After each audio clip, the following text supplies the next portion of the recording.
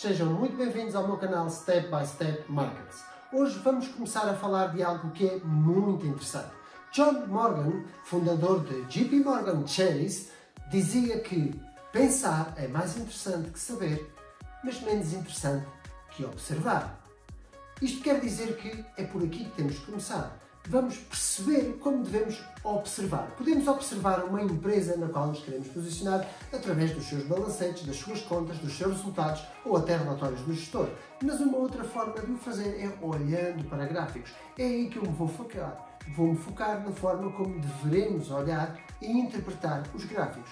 Mas para isso, primeiro temos que os conhecer e hoje vamos começar por essas primeiras pinceladas de como olhar para os gráficos e percebê-los. A primeira coisa que temos que perceber num gráfico é a forma como ele é representado. Então, temos na linha da horizontal em baixo o período temporal, que pode ser semanas, meses, dias, horas ou até minutos, conforme cada um deseja assim configurar o seu gráfico, e esta barra vamos lhe chamar de período temporal.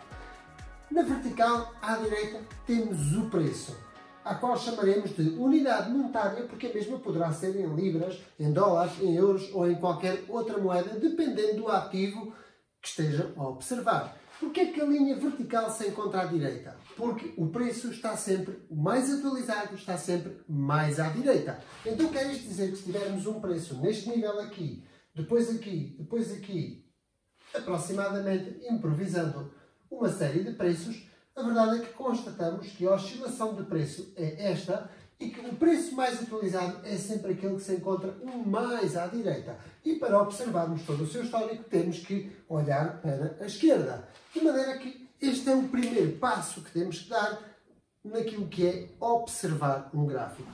Existem então várias formas de observar um preço, variadíssimas, muitas até. Eu diria que as mais importantes são elas três.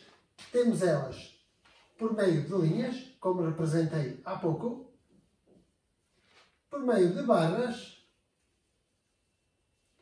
e por meio de velas.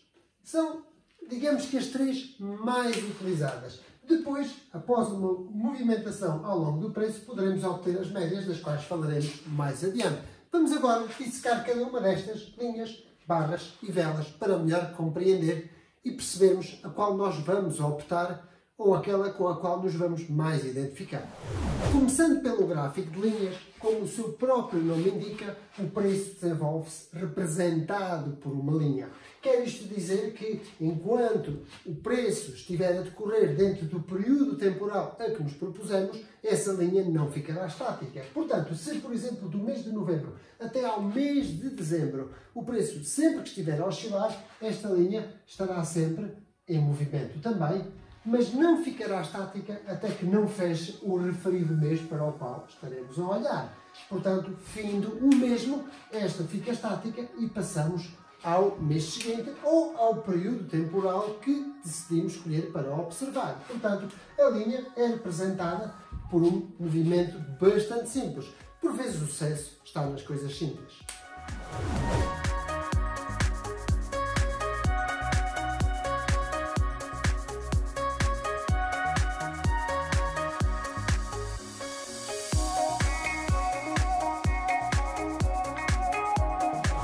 Olhando agora para as barras, como devemos então interpretar as barras? É bastante simples. A barra é representada por uma linha na vertical que tem à esquerda uma pequena pestana horizontal que representa o movimento da abertura do preço e o movimento do fecho do preço será uma pestana também na horizontal, mas para a direita. Então, quer isto dizer que o preço, por exemplo, abriu aqui, fechou aqui, na sessão seguinte, ou no período seguinte, abriu aqui, fechou aqui. Na sessão seguinte, abriu aqui, fechou aqui. E sempre assim, sucessivamente. Então, como é que devemos interpretar as barras?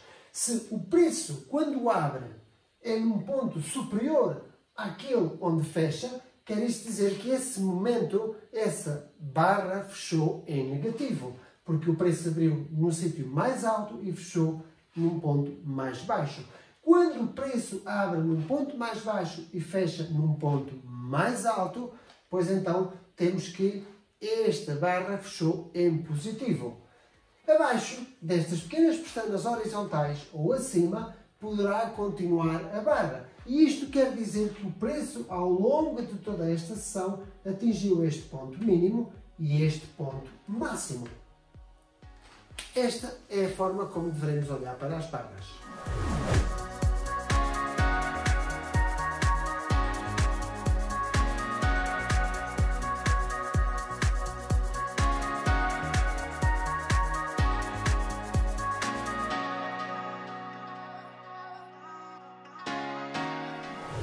Passando agora às velas. As velas mais conhecidas por velas candlestick não diferem muito das barras.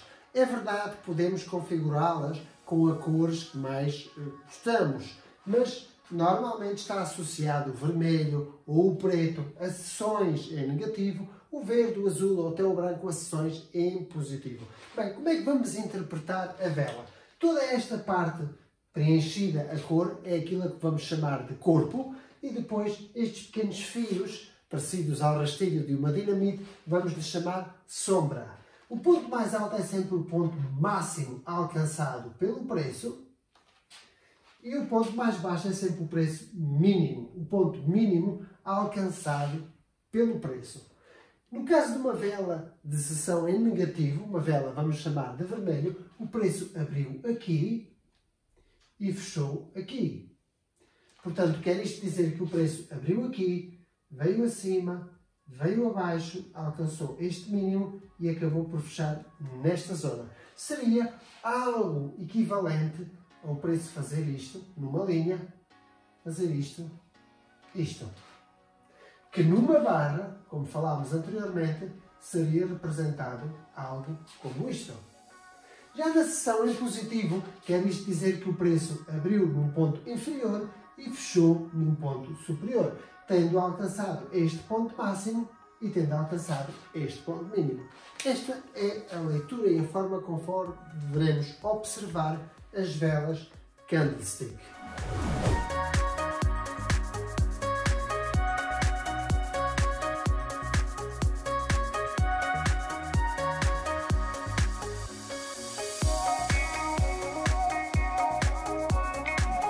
Por fim, vamos falar das médias. É importante referir que a única coisa que se movimenta em tempo real é o preço e o volume. A maioria do resto dos indicadores, e a média é um indicador, são indicadores por atraso, ou seja, porque são médias e uma média é um indicador por atraso.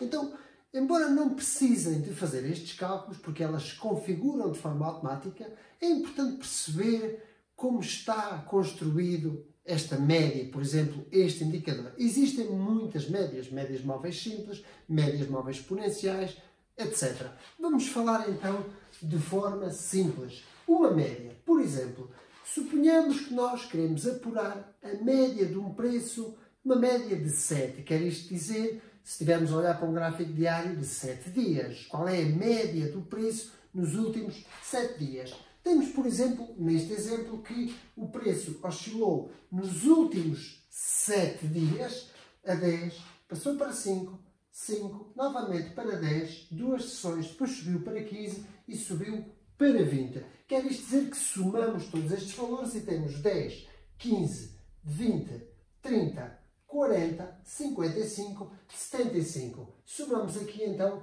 75, que dividimos pelo número de sessões que escolhemos, a média, queremos configurá-la por média de 7 períodos. Então dividimos pelo número de períodos e obtemos aqui o resultado de 10,7. Quer isto dizer que a média estaria a oscilar aproximadamente neste nível. Agora, na sessão seguinte, suponhamos que o preço subiu para 25.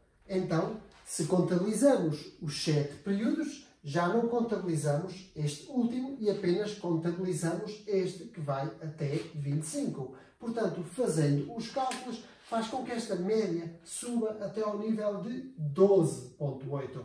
Porque somados os últimos 7 períodos e divididos por 7, temos uma média de 12,8.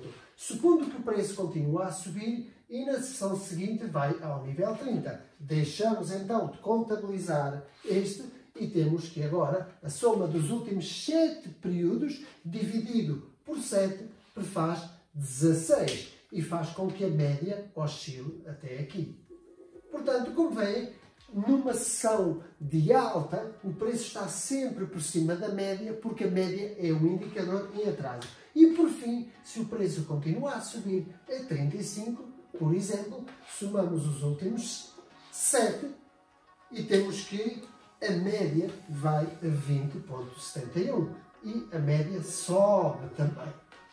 Quando o preço cruza a média, normalmente é porque existe já sessões em negativo e então a média passa a situar-se por cima do preço. Mas como eu dizia, isso observa-se depois porque a média é um indicador por atraso. Aquele que funciona em tempo real é sempre o preço.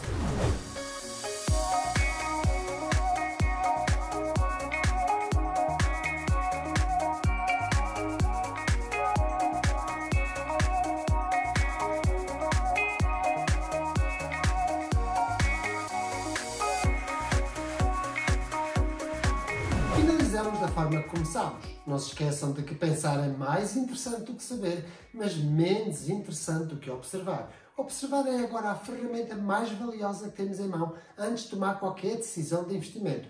Não se esqueçam que, por vezes, a melhor decisão é aquela que não se toma. Não se esqueçam de tomar a decisão de subscrever o meu canal e, se gostaram, coloquem like. Nos vemos nas próximas sessões.